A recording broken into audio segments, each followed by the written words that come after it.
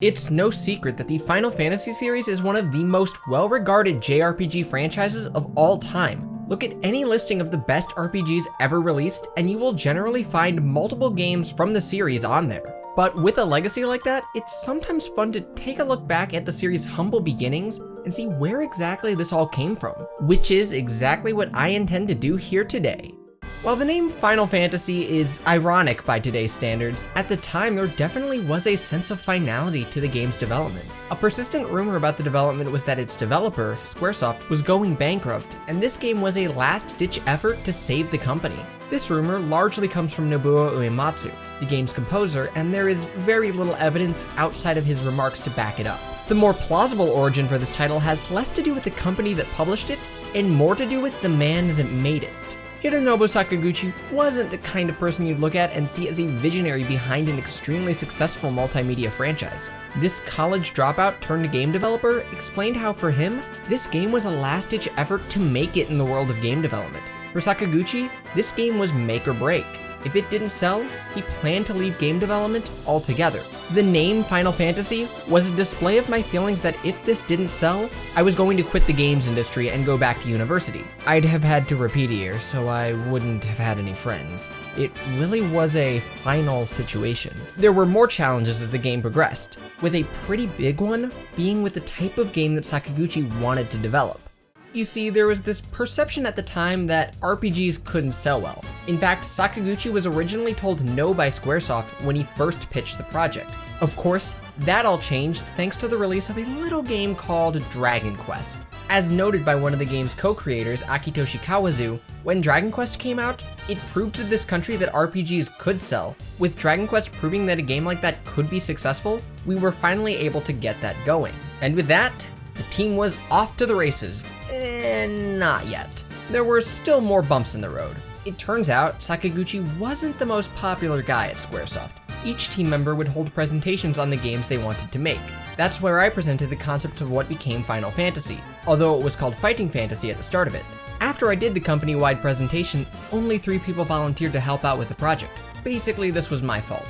My reputation in the company was that I was a rough boss, even though none of my games sold all that well. So they all went to Team B or C or whatever instead. For all intents and purposes, this game should not exist. From the low morale to the doubt that even the game's director placed in the product, to the fact that the game's programmer, Nasir Jabeli, had never worked on an RPG before. Everything that a project like this could have going against it was going against it. And despite all of that, the game was a hit. At some point in development, Sakaguchi started to come around on the game, which allowed the game to morph into what we know it as today. As we kept working though, it started to bloom into something really special, and eventually the other team pitched in to finish things up. The game ultimately sold over 400,000 copies in Japan, a number that was only allowed because Sakaguchi literally begged Square to produce that many, saying, "If we only make 200,000 units, there's no chance of a sequel." The final product that we got has multiple well-known influences. While Dragon Quest seems like the obvious ones, the devs actually had their eyes set on some games that were a bit older, most notably the games Ultima and Wizardry. We were all big fans of Wizardry and Ultima back then, Kawazu said. Even though Dragon Quest had come out, in our minds, there still wasn't anything quite comparable to Wizardry or Ultima. That's the kind of game that Sakaguchi and Hiromichi Tanaka and I were interested in. The other major influence that this game had was the popular tabletop RPG Dungeons & Dragons. According to Kawazu, as far as my role in the game went, I was mainly in charge of the battle system and battle sequences. For that, I tried to make it as close to Dungeons & Dragons as possible. That was my goal. One of his biggest considerations was that he wanted to, quote, incorporate the precepts of Western RPGs into the game. Most notably things like fire elemental monsters being weak to ice, something that JRPGs at the time commonly ignored. The game incorporates several other elements from D&D, most notably the spells per day concept, where you have different tiers of magic and limited uses per tier that you could only recover by resting at an inn. Starting from the GBA release, however, the game no longer has this mechanic, instead just having an MP system where each spell has a set cost. But when you look back at the original, the inspiration is pretty clear.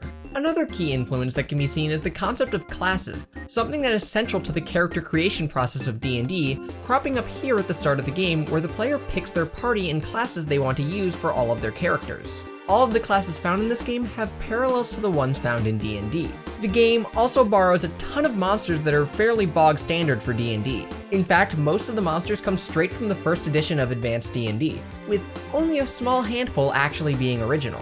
In addition to that, a number of non-human races in the game, such as elves and dwarves, while originally having their origin in J.R.R. Tolkien's works, are based more on their appearances in D&D than anything Tolkien ever wrote. The one thing that the game was unable to transport over, however, was the more human element. This is something that Brad King, the author of Dungeons & Dreamers, remarks as being special about D&D. It was really the first interactive game. If you play board games, there is always an objective or goal. D&D is the opposite. It's about sitting down and telling stories with your friends. Part of what makes D&D a fun game to play is the fact that you don't always know exactly what's going to happen. Players can do whatever, and the Dungeon Master, or DM as we typically call them, has to react to things that they may not have anticipated, some of which may dramatically affect the trajectory of the scenario they have planned. When asked about how he attempted to simulate this in Final Fantasy, Kawazu admitted that, "Obviously it's going to be hard to simulate the human experience of a game master and the players interacting. I couldn't be too worried about that kind of thing." Now we have things like AI Dungeon, but in the late 80s the technology just wasn't there yet.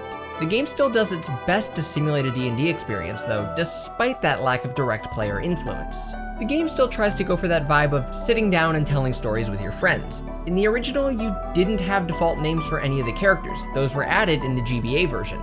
The implication here is that this game was supposed to be a simulation of being on an adventure with your friends and being able to do things that you can't do in real life. The game, aside from the strict character limit, gives you the freedom to name your crew after your friends and pretend that you're on an adventure together.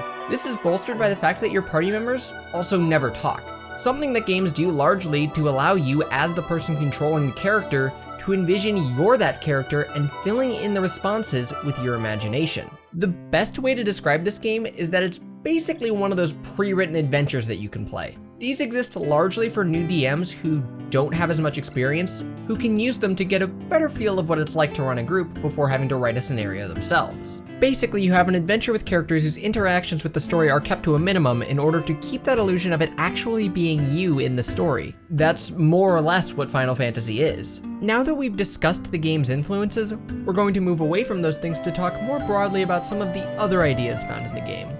One of the ideas that's pretty prevalent in the game is the fact that there is a lot of emphasis on experimentation. A big thing with this game is that there really isn't one ideal party for the game, and that's something that the designers had planned from the start. As Kawazu put it, the fun in an RPG begins when you create a character, in my mind. I didn't feel the need to have a suggested party at the beginning for clearing the game. I wanted people to be all black mages or all warriors if they wanted. In those days, people didn't think that deeply about that kind of thing either. It wasn't just us. Everyone was sort of like that. The idea was to let people figure things out. If you make a party of all white mages, you probably can't clear the game, but we weren't really worried about that affecting the balance or anything like that. Side note, Kawazu was wrong, it's very possible. This idea of experimentation is further bolstered by the decision to have equipment cast spells if you use them as items, something that Kawazu admits he got from wizardry. The game doesn't really ever tell you that this is a thing. Later versions of the games do mention it in the descriptions of the items, but even then, you still have to see that and think to actually try it next time you get into a battle. Another idea that runs pretty central to this game is the idea of resource management and endurance. You have to basically make it all the way from the last inn to the end of the dungeon and back to town with no options to restore your magic back up. Conserving magic is a huge part of the game with Final Fantasy.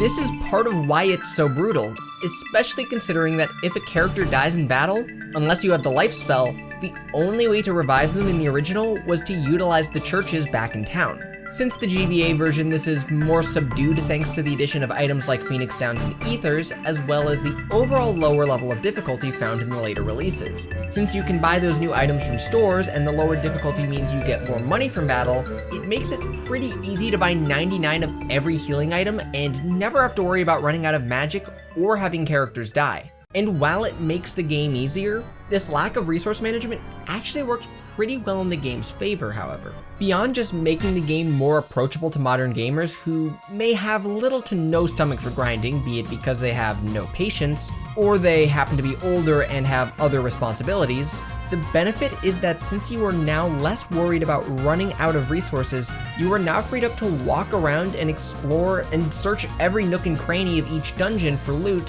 without being worried about whether your detour is going to make it so you're too worn out to defeat the boss. This is something that is especially important given the way dungeons are laid out in Final Fantasy.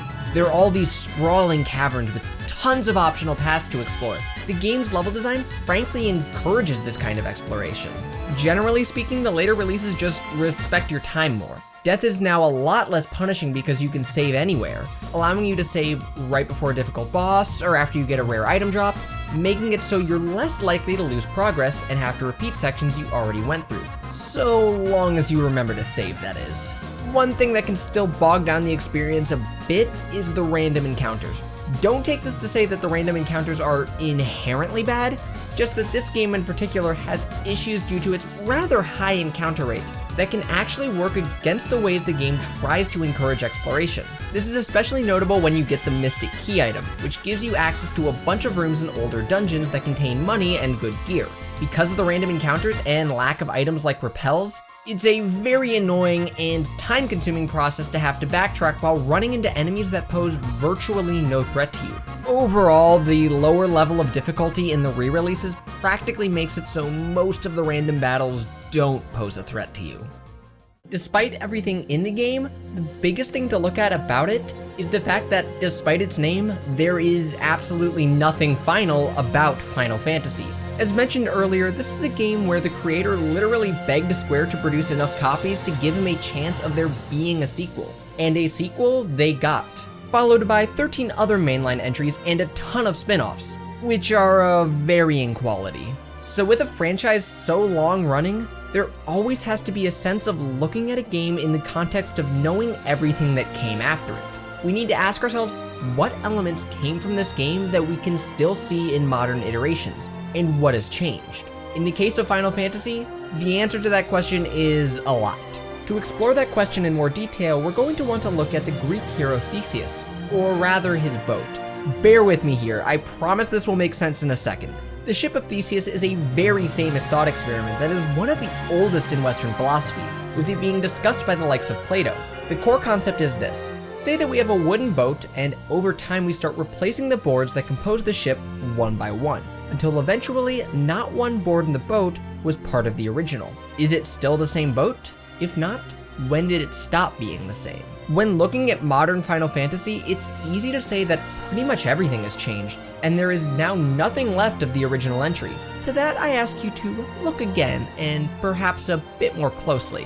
While it is true that the overall gameplay and aesthetic is quite different now than it was then, there are still some elements of the original lingering just beneath the surface. Some of these are subtle, such as keeping the names of spells or the inclusion of Bahamut, or the fact that the crystals are still an important aspect of many, but not all, entries. One theme that seems to permeate the series pretty consistently to varying degrees is this mix of high fantasy and more mystical elements with technology. Despite being set in a world very clearly inspired by medieval Europe, there's still small bits of advanced technology in the game, mostly originating from the Lufanians, who were a technologically advanced civilization. The second to last dungeon is very futuristic.